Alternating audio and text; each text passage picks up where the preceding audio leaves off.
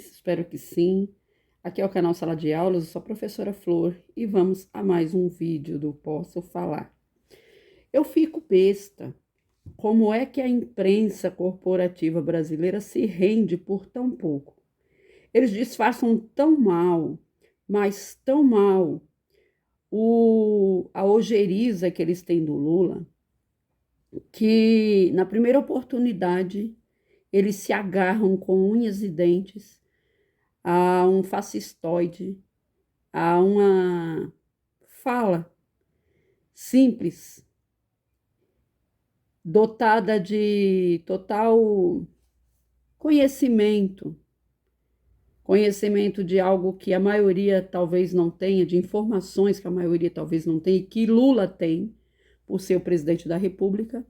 Aí a grande mídia se aproveita dessa fala e cai de pau em cima do Lula.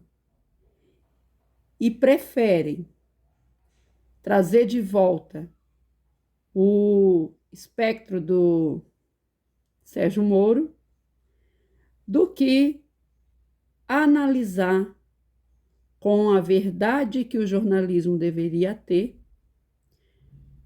as possíveis armações, neste caso do PCC, do Sérgio Moro e da Polícia Federal. Como eu falei, a mídia cai de pau em cima do Lula, porque o Lula aparece rindo da situação, e é claro e evidente de que Lula, ao ser indagado, estava vislumbrando informações que o resto do país e do mundo não tem. Gente, o Lula é um político muito experiente. O Lula é um político que é extra-tempo, ele é atemporal. Sabe aquele ditado, quando você vem com milho, eu já estou com o bolo pronto? É o Lula. Só que mais ainda, o Lula está com o bolo pronto, o Lula está sentado à mesa e já está saciado de tanto comer esse bolo. Ninguém mais do que o Lula tem o direito de pensar que Sérgio Moro é um mestre em armações. Lula teve sua prisão decretada ilegalmente. Lula passou 580 dias no cárcere, sendo inocente, julgado por um juiz parcial, e não sou eu que estou falando isso. O próprio Supremo já julgou o Moro parcial. E nesses 580 dias, Lula viu a sua esposa falecer por estresse e pressão. Lula viu o seu irmão falecer e ele não pôde se despedir do irmão. E Lula viu a morte mais dolorida para ele, o seu netinho, que tinha tudo para, quem sabe, um dia ser o seu sucessor, ser o seu herdeiro político, ser aquele que levaria adiante o seu nome na política. E aí, depois de tudo isso, a imprensa ainda quer que o Lula se solidarize e bata palma para o Moro. E diante de ver tanta, sabe, armação mesmo, porque de onde surgiu essa Gabriela Hardert? De onde veio essa mulher de novo? Aquela mesma que, ao fazer a escrita do processo, copiou e colou o que Sérgio Moro já havia falado. Ela não se deu o trabalho sequer de trocar a palavra apartamento por sítio. Aí essa mulher surge agora liberando documentos, inclusive deixando a Polícia Federal em maus lençóis, porque foi divulgado, inclusive, táticas sigilosas de como a polícia trabalha na investigação contra crime organizado. Essa mulher não pensa, ela liberou essas informações agora. Qualquer um dessas organizações criminosas sabem as táticas que a polícia usa para investigá-las. E aí, no final de tudo isso, a grande mídia queria que Lula, se solidarizasse, batesse palmas, convidasse Sérgio Moro talvez para um café lá no Palácio do Planalto. Seria isso? Será que isso satisfaria a grande imprensa?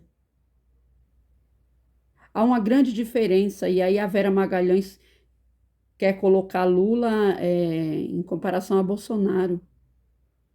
Há uma grande diferença entre Lula e Bolsonaro. Aliás, uma não, há muitas, milhares de diferenças. Mas a principal é que Lula é um ser humano. Ele é um ser humano e ele é muito inteligente. Lula não é leviano. Ele jamais abriria a boca dele para falar daquela forma se ele não tivesse total conhecimento, total visão ampla e irrestrita deste caso. Então, na minha opinião, é só a grande mídia voltando a ser a grande mídia de sempre. Não surpreende esse posicionamento deles. Não surpreende. Eles toleraram a campanha de Lula, às vezes até acenaram um pouco para ele, porque o Bolsonaro era o fundo do poço da miséria política. E aí não dava para se sustentar por muito tempo lá. Agora é sabido e notório que o Lula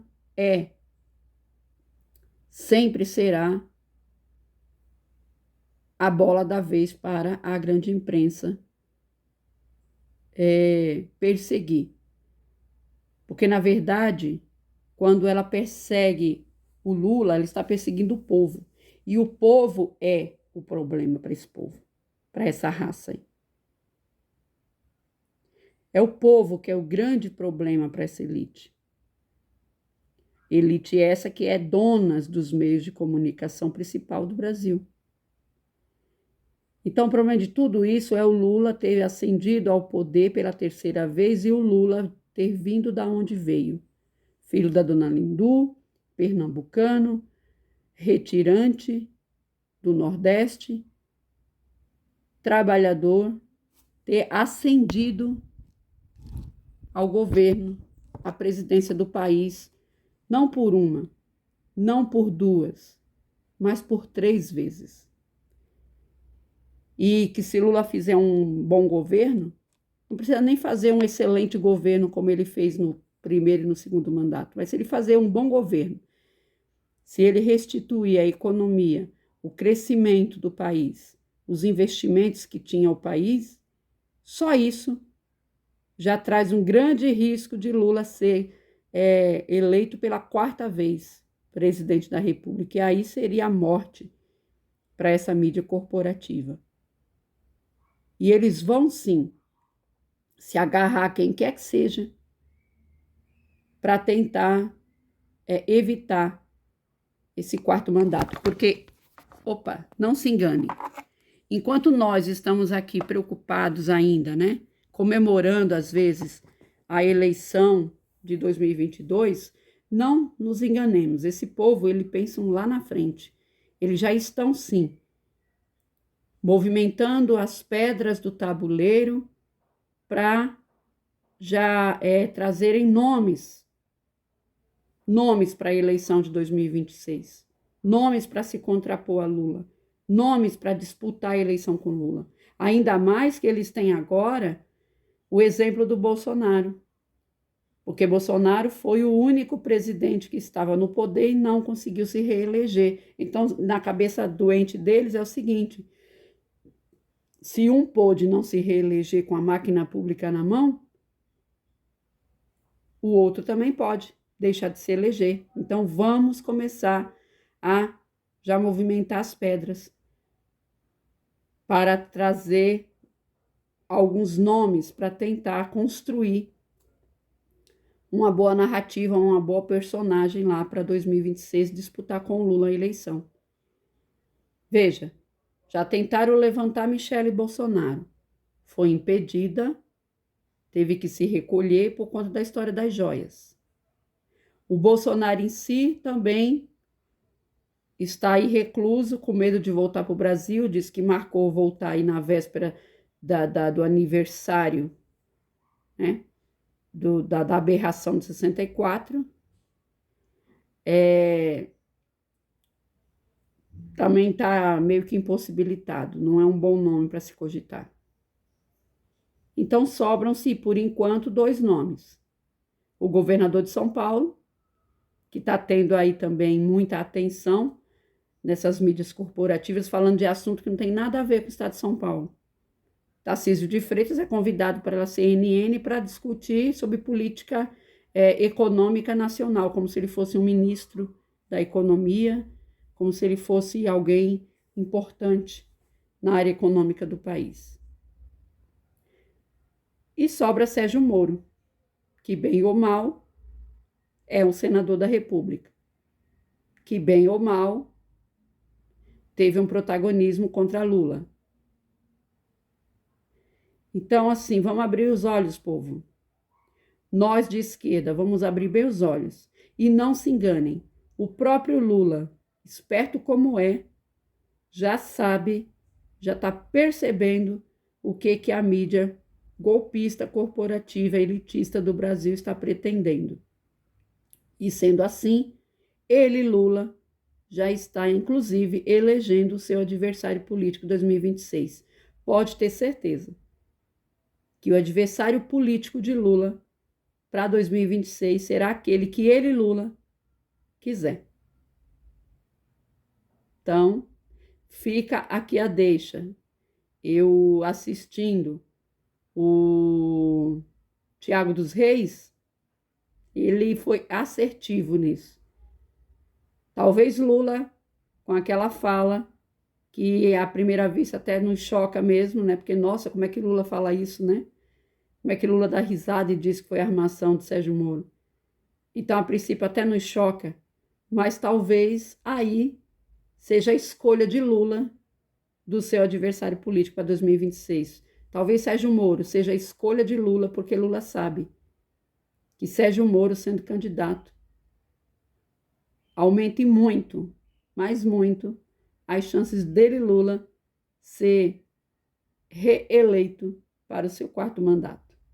É isso aí, pessoal. Até o próximo vídeo. Peço para você curtir, compartilhar, se inscrever nesse canal, trazer mais inscrição, trazer mais amigos, me ajudar a manter o canal vivo. Tá bom? Podendo ajudar com o Pix 252-791-61802, qualquer quantia, já me deixa bem entusiasmada, bem feliz para continuar aqui o meu trabalho. E me procura também no TikTok, porque lá eu tenho mais visibilidade que aqui, tá bom? Professora Flor Silva. É isso aí. Beijos para todos, até o próximo vídeo. Fui.